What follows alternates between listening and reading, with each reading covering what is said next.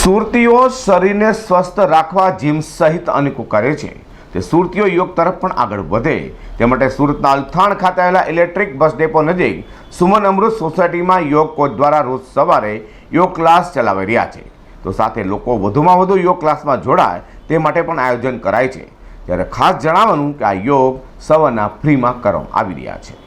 Diamond અને textile city સુરતના લોકો હવે શરીરને પણ સ્વસ્થ રાખવા જીમ સહિતનું વર્કઆઉટ કરે છે ત્યારે યોગને પણ આગળ લાવવા સરકાર કામગીરી કરી રહી હોય તેમ લાગી રહ્યું છે। ત્યારે ગુજરાત સ્ટેટ યોગ બોર્ડના નેજા હેઠળ સુરતના અલથાણ ખાતે ફ્રી યોગ ક્લાસીસ શરૂ કરાયો છે।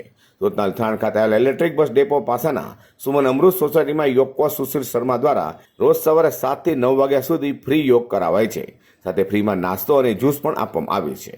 યોગ કરવા લોકો આગળ આવે તે માટે સુરતમાં યોગ ક્લાસ શરૂ કરાયો છે તો અલથાણ ખાતે કોચ સુશીલ શર્મા દ્વારા શરૂ કરાયેલો યોગ ક્લાસીસની એકવાર તો મુલાકાત લેવી રહી।